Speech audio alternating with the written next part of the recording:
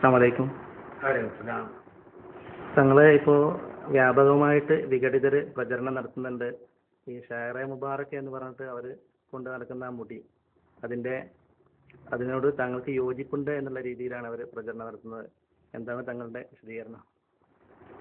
അത് അവരിവിടെ വന്നത് അവരുടെ ഒരാളുടെ കൂടൽ സംബന്ധിച്ച് ക്ഷണിക്കാൻ വേണ്ടി വന്നതായിരുന്നു.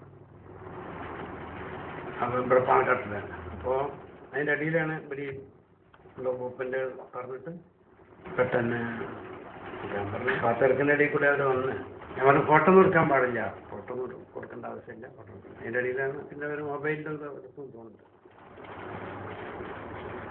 അപ്പോൾ ഞാനിപ്പോൾ അവരാ സാറ് മുബാറക്കാണ് അല്ലേ പറയപ്പെടുന്നു. അപ്പൊ അതിനോട് എനിക്ക് യോജിപ്പുണ്ടായിട്ടോ അല്ലെങ്കിൽ അനുസരിക്കാനുള്ള വാങ്ങിയതോ അല്ലെങ്കിൽ കൊടുത്താലോ പെട്ടെന്ന് ഞാൻ യാദൃശ്ചികമായിട്ട് അവര് ഒരേ കൂടെ ക്ഷണിക്കാൻ വന്നപ്പോൾ അതിൻ്റെ ആൾക്കാർ അപ്പൊ അവരിങ്ങനെ പെട്ടെന്ന് വന്നപ്പോൾ യാദൃശ്ചികമായിട്ട് നടന്നു മാത്രമേ. അപ്പൊ തന്നെ എടുക്കരുതെന്ന് പറഞ്ഞു ഫോട്ടോ. ഈ ഫ്ലക്സ് പ്രചരിപ്പിച്ച് തങ്ങൾ അതിന് അനുകൂലമാണെന്ന് വരുത്തി തീർക്കുന്ന രീതിയിലാണ് കേരളത്തിന്റെ പലയിടങ്ങളിലും ഫ്ലക്സുകൾ പോകുന്നുണ്ട്. അപ്പോൾ അതിനോട് താങ്കൾക്ക് ഒരിക്കലും യോജിപ്പില്ലല്ലോ. അദ്ദേഹം ചന്ദ്രയിൽ തന്നെ അതിന്റെ പിറ്റേന്ന് പ്രസ്താവന കൊടുത്തല്ലോ.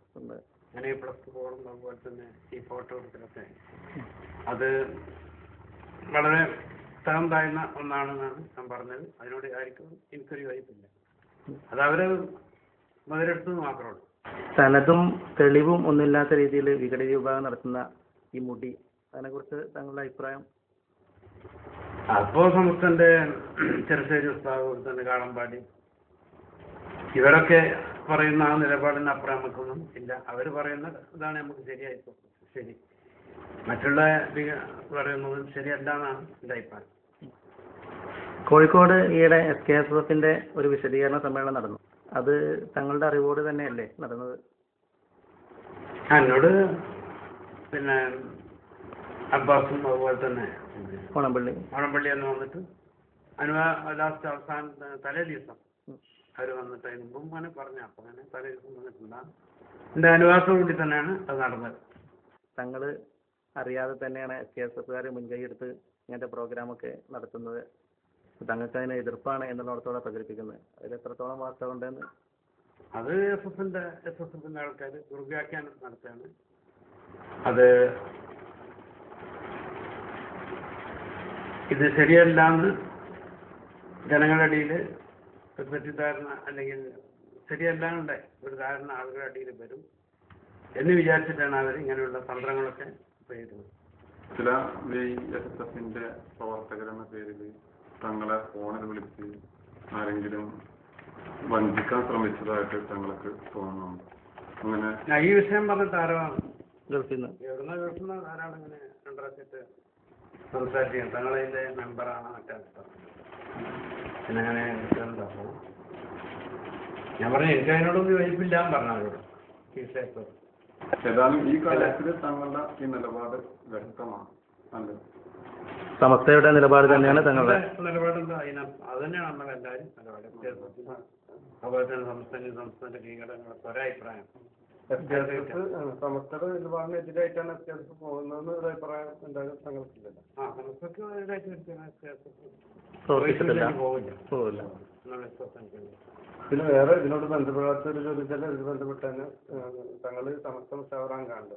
ഇന്ന് 2 ദിവസമായിട്ട് പത്തനംതിട്ട സിറാജിലും ചരിത്രത്തിലൊക്കെ കണ്ടു ചെറുശ്ശേരി ഉസ്താദിന് സംസ്ഥയുടെ സെക്രട്ടറി സ്ഥാനത്ത് നീക്കി എന്ന് പറഞ്ഞിട്ടൊരു ഒരു പത്രപ്രസ്ഥാനം. എന്താണ് അതിന്റെ നിജസ്ഥിതി? എന്താണ്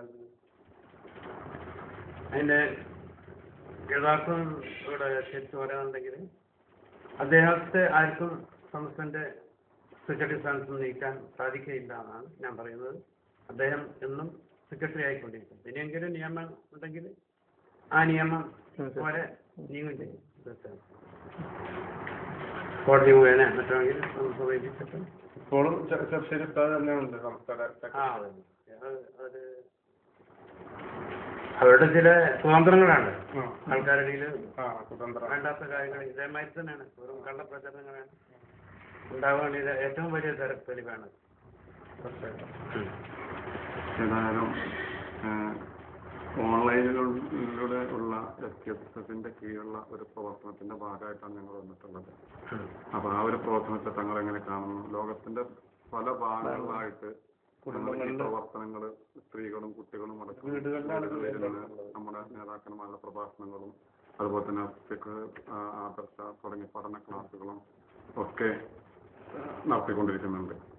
അതുപോലത്തെ ബഹുമാനപ്പെട്ടവരോടൊക്കെ സംസ്ഥാനങ്ങൾ എത്തിക്കുന്നുണ്ട്. ഈ ഒരു പ്രവർത്തനത്തെ എങ്ങനെയാണ് തങ്ങൾ കാണുന്നത്? ഇന്നത്തെ ഈ കാലഘട്ടത്തിൽ ദൃശ്യ മാധ്യമങ്ങളിലൂടെ നമ്മുടെ ആശയപ്രചരണത്തിന്റെ ആവശ്യം അനിവാര്യമായ ഒരു കാലഘട്ടമാണ്. അതുകൊണ്ട് ഇത്തരത്തിലുള്ള ഈ പ്രചാരണ പരിപാടികളെ ഞാൻ വളരെയധികം സന്തോഷിക്കുകയും ഈ പ്രവർത്തനത്തെ അഭിനന്ദിക്കുകയും ചെയ്യും.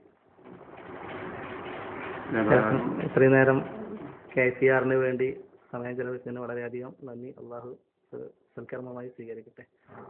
തങ്ങൾ ഞങ്ങൾക്ക് വേണ്ടി പ്രത്യേകം